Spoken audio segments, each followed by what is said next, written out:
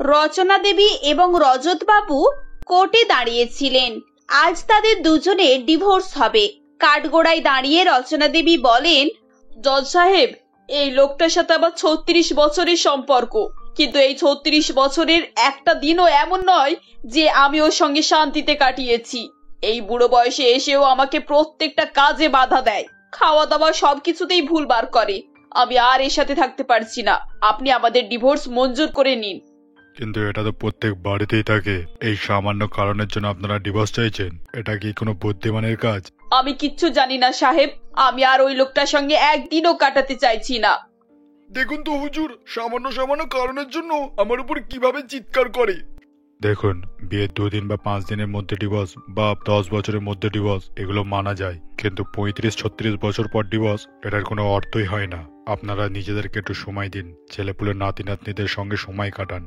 জজের কথা শেষ হলে ওপাশ থেকে রচনা দেবীর বড় বৌমা নীরা হাত তুলে বলে, জজ সাহেব, আমার উপরে আপনি একটু দয়া করুন। আমার শ্বশুর শাশুড়ি কোনো কথাতেই বোঝার মতো মানুষ নয়। আমার বিয়ে হয়েছে 3 বছর। এই 3 বছরে আমি ওনাদেরকে অনেক বুঝিয়েছি, কিন্তু ওনারা কেউ বুঝতে রাজি নয়।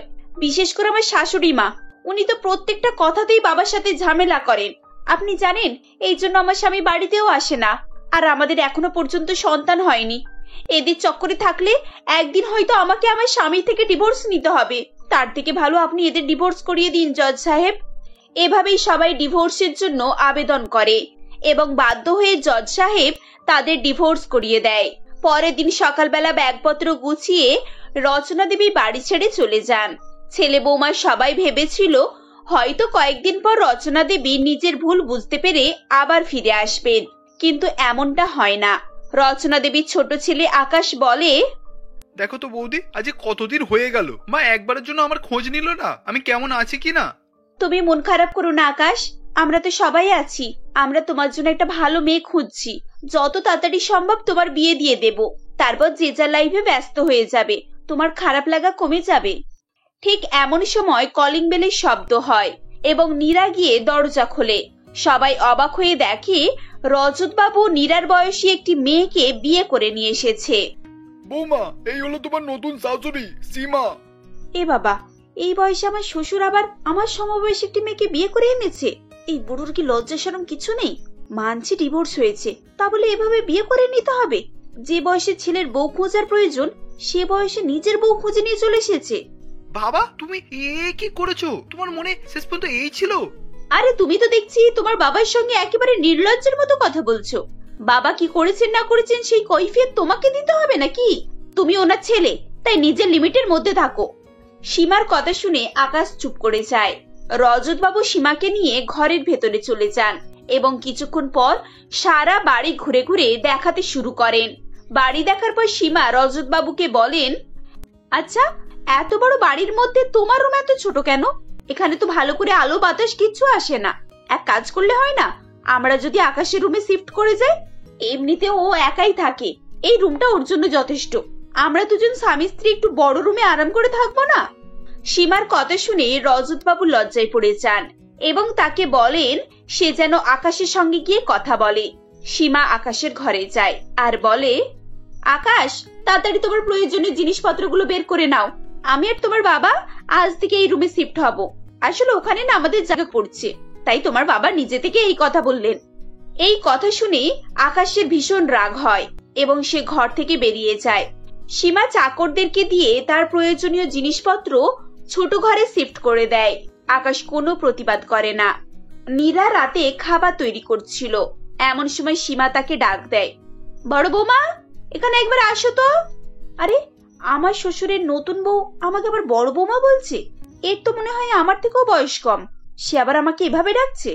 নীরা সীমার কাছে যায় আর বলে, তুমি আমাকে ডাকছো, কি বলবে বলো? আরে, তোমার তো সাহস কম নয়, নিজের শাশুড়িকে তুমি তুমি করে কথা বলছো। আমার বয়সের দিকে যেও না, সম্পর্ক দেখো। আমাকে তুমি বলে ডাকবে না, ওকে? আমাকে আপনি বলে সম্মান করবে আর সব সময় মা বলবে। আরে কি, তোমার মাথায় ঘোমটা নেই কেন? বাড়িতে শ্বশুর শাশুড়ি সবাই আছে, আর বৌমা এভাবে বিনা ঘোমটায় ড্যাং ড্যাং করে ঘুরে বেড়াচ্ছে। তাড়াতাড়ি মাথায় কাপড় দাও। সীমার বলার ধরন এবং গলার আওয়াজে নীরা একটু ভয় পায় এবং তাড়াতাড়ি করে মাথায় কাপড় দিয়ে দেয়। এবার ঠিক আছে, এখন যাও, গিয়ে আমার জন্য ভালো করে আদা দিয়ে একটু চা করে আনো তো, সঙ্গে একটু পাঁপড় ভাজা আনবে। নীরা চুপচাপ রান্নাঘরে চলে যায় এবং চা করতে শুরু করে। এরপরে সে তার মাকে ফোন করে, সে মায়ের সঙ্গে কথা বলছিল। এমন সময় হঠাৎ সীমা পেছন থেকে তার ফোনটি কেড়ে নেয় আর বলে, এই সারাক্ষণ এত মায়ের সঙ্গে ফোনে ব্যস্ত আছো কেন বলো তো? চা করতে বললাম সেটাও তো মন দিয়ে করছো না। ফোনে কথা বলতে বলতে চা করা হয় নাকি? চাটা নষ্ট হলে তার পয়সা কে দেবে? তোমার বাবা? এখানে একটাও টাকা নষ্ট হলে না আমার স্বামীর নষ্ট হবে, তাই সব জিনিসে হিসাব করে খরচ করবে, আর কাজ করার সময় চোখ কান খোলা রেখে করবে।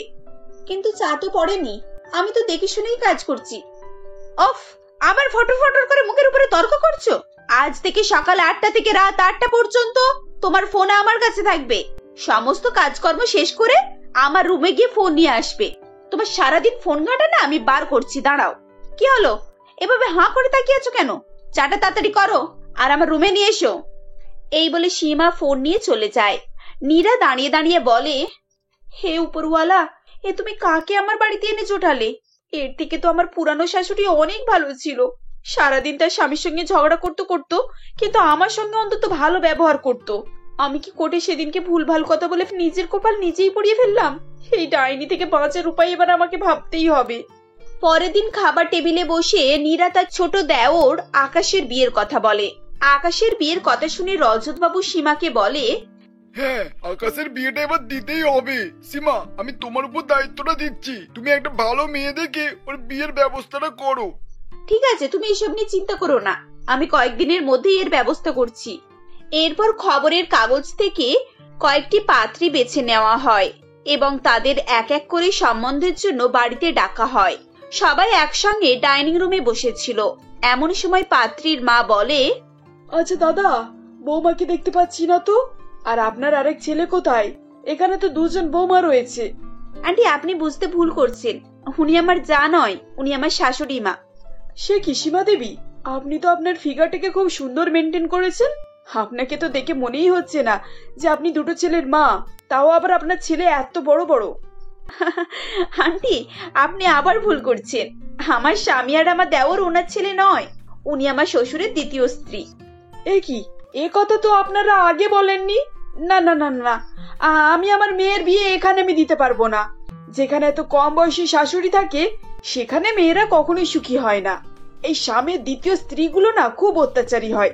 আমার মেয়ে এখানে কিছুতেই ভালো থাকবে না। এই বলে তারা সেখান থেকে চলে যায়। কয়েকদিন পর আবার অজন্তা দেবী এবং তার স্বামী তাদের বাড়িতে আসে। দরজার সামনে সবাই দাঁড়িয়েছিল এবং অজন্তা দেবী সীমাকে দেখে বলে, আরে বৌমা, পায়ে হাত দিয়ে প্রণাম করো মা, বড়রা বাড়িতে এলে তাদেরকে প্রণাম করতে হয়। দেখুন, আমি এখানকার বৌমা নয়, আমি আপনার বিয়ান হব, ওনার স্ত্রী আমি। এত কম বয়সী বিয়ান, তার মানে আপনি ওনার দ্বিতীয় স্ত্রী?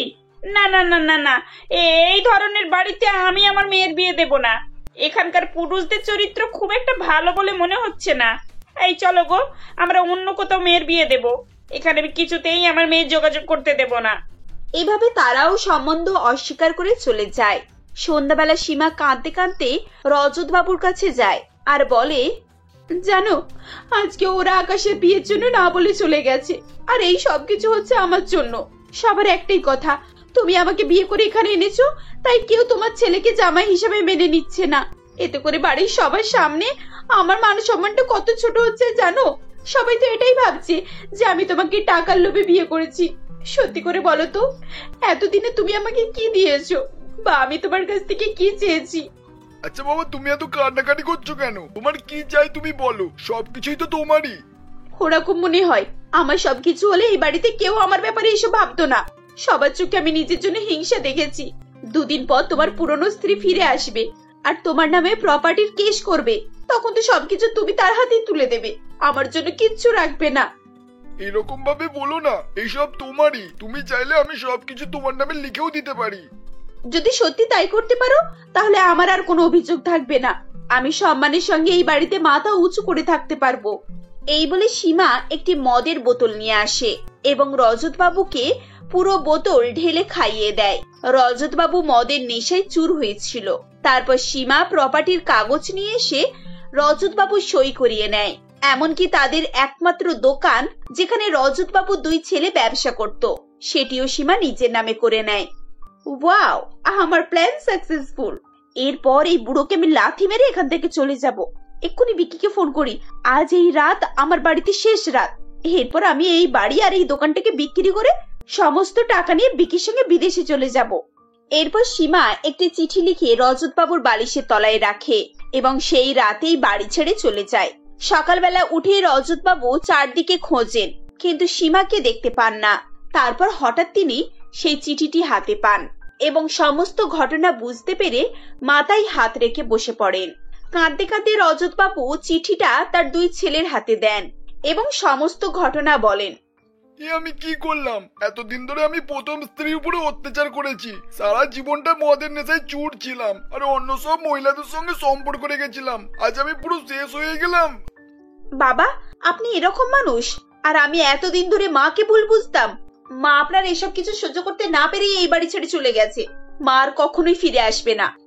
ঠিক এমন সময় রচনা দেবীর গলার আওয়াজ শুনতে পাওয়া যায়। কি হয়েছে বৌমা? এই লোক নিশ্চয়ই আমার ছেলে বৌমা সবার সর্বনাশটা ডেকে এনেছে। আমি জানতাম এরকম একটা দিন আসবে। আজ 36 বছর ধরে আমি এই লোকটার সঙ্গে সংসার করছি। ও যে কি ধরনের মানুষ আমি কারোর সামনে বলতে পারিনি। বাবা, তোদের মনে আছে তোদের বাবা রাতের অর্ধেক দিন বাড়ি ফিরতো না?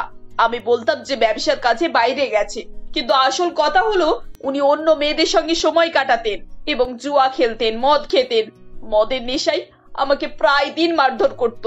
আমাকে যে কয়েকবার হাসপাতালে পর্যন্ত যেতে হয়েছিল, কিন্তু আমি কখনোই কারোর সামনে এসব কথা বলতে পারিনি। ভাবতাম কোনো না কোনোদিন এই লোকটা ভালো হয়ে যাবে। ছেলের বিয়ের পরও যখন তোর বাবা এসব বন্ধ করেনি, তখন আমি ওর সঙ্গে অশান্তি শুরু করলাম। শেষের দিকে ওর নেশা এত বেড়ে গিয়েছিল যে আমি বাধ্য হয়ে ডিভোর্স নিয়েছি। রচনা দেবীর কথা শুনে সবাই খুবই অবাক হয়। এরপর রচনা দেবী তার ব্যাগ থেকে একটি কাগজ বার করে এবং বড় ছেলে ছোট ছেলেকে দিয়ে বলেন, তোদের ভবিষ্যতের জন্য আমি খুবই চিন্তিত ছিলাম, তাই তোর মামাকে দিয়ে এই বাড়ির এবং দোকানের কাগজপত্র আগে থেকেই তোদের নামে করে দিয়েছিলাম। তোদের বাবার একদিন খুব নেশা চড়েছিল, তখনই আমি সই করিয়ে সমস্ত প্রপার্টি তোদের নামে করিয়ে রেখেছিলাম। এখন তোরা সই করে দে। চিন্তা করিস না, কিছুই করতে পারবে না ও। মা, এতদিন আমরা তোমাকে ভুল বুঝেছিলাম, আমাকে ক্ষমা করে দাও। আরে হ্যাঁ, আজকের পর থেকে তুমি আমাদের সঙ্গেই থাকবে। বাবার দোকানের উপরে যে ঘরটা আছে তুমি ওইটাতেই থাকবে। আর তোমাকে তো আমার বাবা বলে ডাকতেই ঘেন্না করছে, কিন্তু কি করব, মা তো আমাদের সে শিক্ষা দেয়নি যে তোমাকে অপমান করব। তবে তোমাকে আমরা একসঙ্গে রাখতে পারবো না। সবাই আকাশের সঙ্গে সহমত হয়। এরপর থেকে রচনা দেবী তার দুই ছেলে এবং বৌমার সঙ্গে সুখে শান্তিতে বাড়িতে থাকা শুরু করেন। কিছুদিন পর আকাশের বিয়ে হয় এবং একটি মিষ্টি মেয়ে তাদের সংসারে আসে, যার ফলে তাদের সংসারে সুখ শান্তি আরো বেড়ে যায় এবং রজত বাবু বাকি জীবনটা তার অন্যায়ের প্রায়শ্চিত্ত করে কাটিয়ে দেন। অনিকেত তার মা মীনা দেবী এবং স্ত্রী রায়ের সঙ্গে কুটালপুর নামক একটি ছোট গ্রামে বাস করত। অনিকেত পেশায় একজন আইসক্রিম বিক্রেতা ছিল, আর সে ভালো টাকা উপার্জনের আশায় গ্রাম থেকে কিছুটা দূরে একটি শহরে গিয়ে আইসক্রিম বিক্রি করত। আইসক্রিম বিক্রি করে অনিকেত যা উপার্জন করত তাই দিয়ে তাদের সংসার ভালোভাবেই চলে আসছিল। কিন্তু তখন শীতকাল শুরু হওয়ার কারণে অনিকেতের উপার্জনের পরিমাণটাও অনেকটাই কমে গিয়েছিল। এমনই একদিন অনিকেতের মা মীনা দেবী অনিকেতকে বলেন, বাবা, আজ বাড়ি ফেরার পথে আমার জন্য দুটো জ্বরের ওষুধ দিয়ে আসিস তো। আবার শরীরটা যেন ঠিকঠাক লাগছে না, আবহাওয়া পাল্টাচ্ছে তো, তাই মনে হয় একটু জ্বর জ্বর ভাব লাগছে। ঠিক আছে মা, আমি ফেরার পথে শহরের দোকান থেকেই তোমার জন্য ওষুধ নিয়ে আসবো। তুমি এখন শুয়ে পড়ো, আর আজ দুপুরে স্নান করবে না, অনেকটাই শীত পড়েছে, বুঝেছো? এই বলে সেদিন অনিকেত তার আইসক্রিম ঠেলাটি নিয়ে শহরের উদ্দেশ্যে বেরিয়ে পড়ে ও সে প্রতিদিনের মতোই আইসক্রিম বিক্রি করতে থাকে। এই আইসক্রিম নিয়ে যান, আইসক্রিম অরেঞ্জ, স্ট্রবেরি, চকোবার ও বিভিন্ন ফ্লেভারের নামি দামি কোম্পানির আইসক্রিম পাবেন। এই যে দাদা, বৌদি, আইসক্রিম নিয়ে যান, আইসক্রিম। এভাবেই বলে অনিকেত চেঁচাতে চেঁচাতে বেশ কিছুক্ষণ তার আইসক্রিমের ঠেলাটি নিয়ে ঘুরে বেড়াতে থাকে। কিন্তু শীতকাল হওয়ায় সেরকম ভাবে কোনো খরিদ্দারই সেদিন আইসক্রিম কেনার জন্য আসে না। এরপর অনিকেত মনে মনে ভাবে, জানি না এভাবে আর কতদিনই বা চলবে। আজ মাত্র কয়েকটাই আইসক্রিম বিক্রি করতে পেরেছি, যেখানে এই কয়েকটি টাকা দিয়ে শুধুমাত্র মায়ের ওষুধই কেনা যাবে। এখন বাজার করাও বাকি আছে, তাহলে বাজারগুলো কিভাবে করব কিছুই তো ভেবে পাচ্ছি না। মামা, ওই দেখো আইসক্রিমওয়ালা, আমি আইসক্রিম খাবো। একটা অরেঞ্জ আর একটা চকলেট আইসক্রিম খাবো, তুমি কিনে দাও না মা। এই না না, এই ঠান্ডায় আইসক্রিম খেতে হবে না। একই হঠাৎ আবহাওয়ার পরিবর্তন হচ্ছে, তার উপরে আবার আইসক্রিম খাবে বলছে। এখন আইসক্রিম খেলে তোমার ঠান্ডা লেগে যাবে, বুঝেছো? বৌদি, একটা অন্তত আইসক্রিম কিনে দিন। সারাদিন তেমন খরিদ্দারও হয়নি, তার উপরে বাড়িতে মা অসুস্থ রয়েছেন, ওনার জন্য ওষুধও কিনে নিয়ে যেতে হবে। তুমি তো আচ্ছাই মানুষ দেখছি, নিজের মায়ের জন্য জ্বরের ওষুধ কিনবে বলে আইসক্রিম কিনতে বলছো। আর এখন আইসক্রিম খাওয়ার পর যদি আমার বাচ্চার জ্বর হয় তখন কি হবে? না মা, আইসক্রিম খেলে আমার জ্বর হবে না, আমি শুধু একটা মাত্র চকোবার আইসক্রিম খাবো। এই তুই চুপ কর, এই ঠান্ডায় আইসক্রিম খেলে জ্বর হবে। আর একবার তুই আইসক্রিমের কথা বল, এক্ষুনি তোকে রাস্তায় রেখে দিয়ে চলে যাব। এরপর বাচ্চা মেয়েটি ভয়ে চুপ করে যায় এবং তার মা তাকে সেখান থেকে নিয়ে চলে যায়। এরপর সেদিন অনিকেত শুধুমাত্র ওষুধ নিয়ে হতাশ হয়েই বাড়ি ফিরে আসে। এই যে অনিকেত, তোমার জন্য কখন থেকে অপেক্ষা করছি, আজ আসতে এত দেরি করলে? এদিকে যে সকাল থেকে মায়ের গায়ে খুব জ্বর, কই ওষুধটা দাও দেখি, মাকে এক্ষুনি খাইয়ে দিই। এই না ওষুধ, অনেক কষ্ট করে আজ শুধুমাত্র ওষুধের টাকাই জোগাড় করতে পেরেছি, আর আজ থেকে মনে হয় আমাদের না খেয়েই থাকতে হবে। এই শীতকালে এখন আর কেউ আইসক্রিম কিনতে চাইছে না।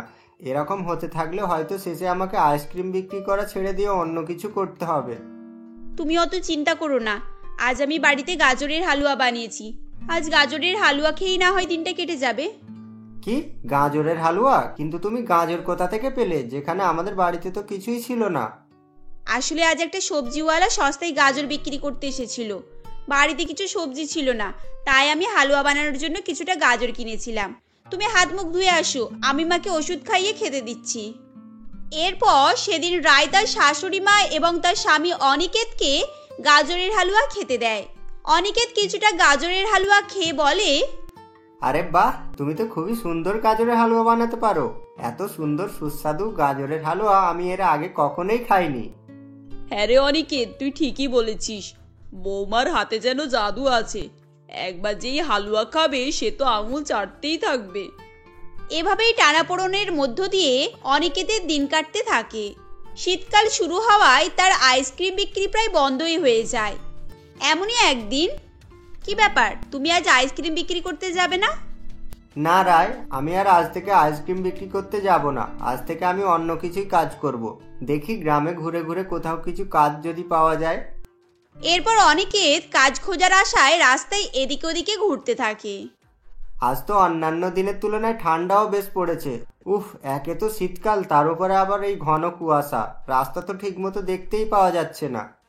এইসব ভাবতে ভাবতে অনিকেত রাস্তায় হাঁটছিল। ঠিক সেই সময় দ্রুতগতিতে আসা একটি গাড়ি ঘন কুয়াশার কারণে রাস্তা ঠিকমতো দেখতে না পেয়ে অনিকেতকে ধাক্কা মারে, যার ফলে আঘাত পেয়ে অনিকেত মাটিতে পড়ে যায়।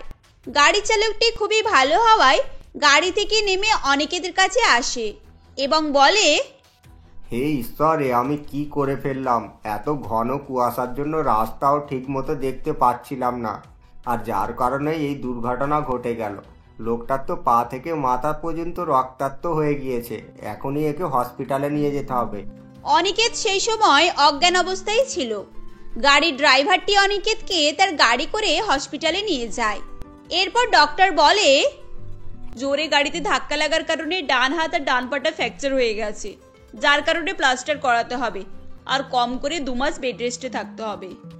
ঠিক সেই সময় অনিকেতের জ্ঞান ফিরে আসে এবং অনিকেত ডক্টরের কথা শুনে নেয়। হে ঈশ্বর, এবার আমি কি করব? এই ভাঙা পা নিয়ে আমি এখন কি বা কাজ করব? আর এখন যদি আমি কাজ না করতে পারি তাহলে আমাদের পরিবারের সকলেই শুকিয়ে মারা যাবে। এই যে, তুমি বেশি চিন্তা করো না, আজ তোমার সঙ্গে যা কিছু হয়েছে তার জন্য শুধুমাত্র আমি দায়ী। এখন তুমি যতদিন না পর্যন্ত ঠিক হচ্ছ, আমি তোমার ও তোমার সংসারের সকলেরই দায়িত্ব নেব। না না, তার কোনো দরকার নেই, আমি ঠিকই কিছু একটা জোগাড় করে নেব। এরপর গাড়ির ড্রাইভারটি অনিকেতকে নিয়ে যখন অনিকেতের ঘরে যায়, অনিকেতের মা মীনা দেবী বলেন, হে ঈশ্বর, এটা আমাদের সঙ্গে কি হলো?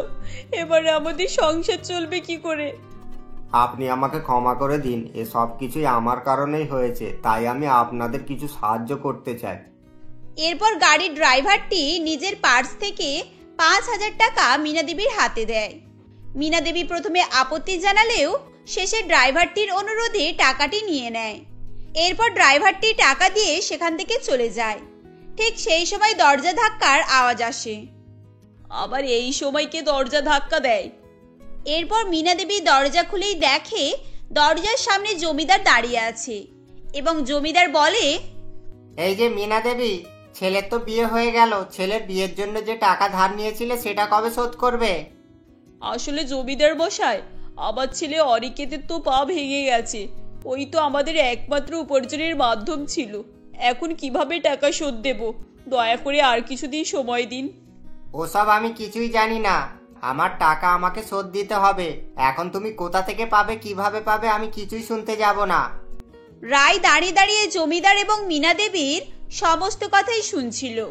এরপর রায় সেখানে এসে বলে, জমিদার বাবু, আপনার টাকা আমি সামনের মাসেই শোধ করে দেব। আচ্ছা ঠিক আছে, এখন তো চলে যাচ্ছি, কিন্তু সামনের মাসে আবারও আসবো, আর তখন যদি আমাকে এভাবেই ফিরে যেতে হয় তাহলে তার আলাদাই ব্যবস্থা নেব। বৌমা, তুমি তো জমিদার মশাইকে বলে দিলে সামনের মাসেই টাকাটা শোধ করে দেবে, কিন্তু কিভাবে দেবে? অনিকেত তো এখন কাজ করার অবস্থাতেই নেই। মা, আপনি চিন্তা করবেন না, আমি আছি তো। মনে আছে আপনার আগের বারে যখন গাজরের হালুয়া বানিয়েছিলাম, আপনারা বলেছিলেন খুব সুস্বাদু হয়েছে। হ্যাঁ বলেছিলাম, কিন্তু তাতে কি হয়েছে? মা, ওই ড্রাইভারটি যে টাকাটা দিয়ে গেল, ওই টাকা দিয়ে আমি বাজার থেকে গাজরের হালুয়া বানানোর জিনিসপত্র কিনে আনবো।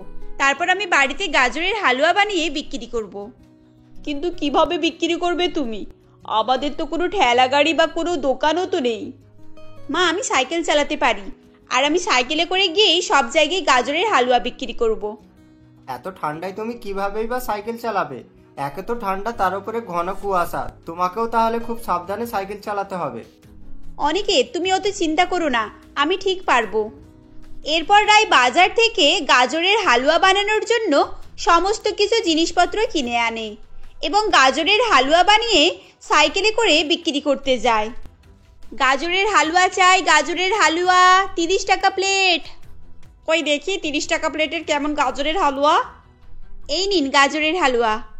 সত্যি তো খুব সুস্বাদু খেতে। এর আগে এত সুস্বাদু হালুয়া কোনো বড় বড় রেস্টুরেন্টেও খাইনি। এরপর ধীরে ধীরে রায়ের বানানো গাজরের হালুয়ার খ্যাতি চারিদিকে ছড়িয়ে পড়ে এবং তার খুব ভালো পরিমাণের উপার্জন হতে থাকে, যার ফলে তাদের সংসারের অভাব অনটন দূর হয়ে যায় এবং তারা সুখে শান্তিতে বসবাস করতে থাকে।